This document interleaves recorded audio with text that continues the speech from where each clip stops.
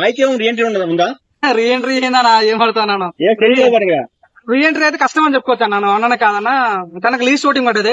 Genuine గా అయితే తను వెళ్ళిపోవాలి. బిగ్ బాస్ ఎప్పుడు కూడా ఓటింగ్ ఎప్పుడు చెప్పాడు బిగ్ బాస్ లో, కానీ లాస్ట్ టైం చెప్పిండేమంట.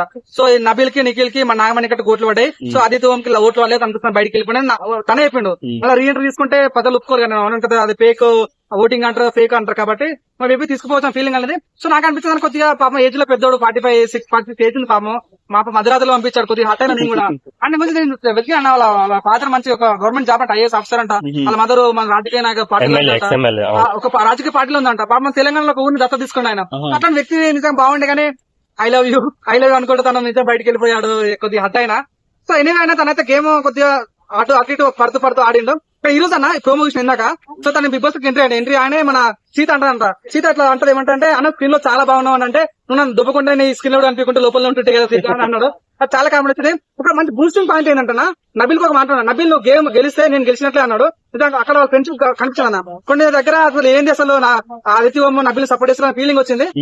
దీని ద్వారా గుడ్ ఫ్రెండ్స్ అని క్లియర్ కట్ అర్థమైంది. సో లాస్ట్ ఒక పాయింట్ అంటే ఏంటన్నా నాగార్జున అన్నమాట. సో ఆదిత్య వెళ్ళిపోయారు మీరు అందరూ అనుకున్నారు కదా. సో ఆయన అక్కడ కట్ చేశారు. సో మళ్ళీ ఆదిత్య మరి రీఎంట్రీ ఇస్తాడా మరి ఏందో అర్థం కాలేదు. సో నాకు వచ్చిందన్న ఇప్పుడు ఒక తుఫాన్ అయితే రాబోతున్నాను. అవును కదా, వైల్డ్ కార్డ్ ఎంట్రీస్ లో 8 మంది రాబోతున్నారు. సో మన చాలా పేర్లు గంగా, మహబూబ్, మన హారిక, మన తేజ, చాలా మంది రాబోతున్నారు. ఒక పెద్ద తుఫాన్ పాత వాళ్ళు ఎందుకు పట్టుకొస్తున్నారు మళ్ళీ అంటున్నారు చాలా మంది. ఏమంటారు అన్న ఆన్లైన్ కన్నా ఇస్తారు బిగ్ బాస్ టైటిల్ ఏందన్నా ఒక్కసారి కమెంట్ అయితే ఎంటర్టైన్మెంట్ అన్లిమిటెడ్ అన్నారు. వన్స్ ఒక్కసారి మన శేఖర్ బాస్ బయటకి వెళ్ళిపోయిన తర్వాత అసలు మనకి ఎంటర్టైన్మెంట్ లేదు. అసలు ఒక దగ్గర నేను నవ్వుకునే విషయం లేదు. ఒక నబిల్ ఎంటర్టైన్మెంట్ చేసిన తప్ప ఎక్కడ కూడా నేను నవ్వలేదు. నిజంగా ముక్కు అవినేష్ రావడం కానీ సో మన హారిక రావడం కానీ వీళ్ళు రావడం కొద్దిగా బూస్టింగ్ ఉంటారు, కొద్దిగా ఎంటర్టైన్మెంట్ ఉన్న ఉద్దేశంతో.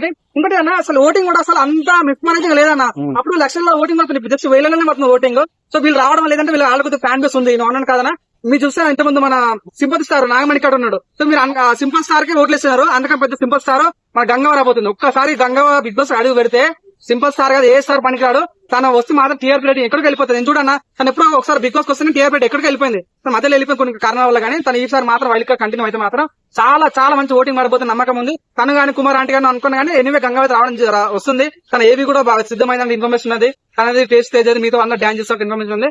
ఎనివే అయితే ఈసారి పెద్ద తుఫాన్ రాబోతుంది. సో ఈ తుఫాన్ రావడం వల్ల 100% ఈ కంటెస్టెంట్ కొద్దిగా డ్యామేజ్ జరిగే ఛాన్స్ ఉంది.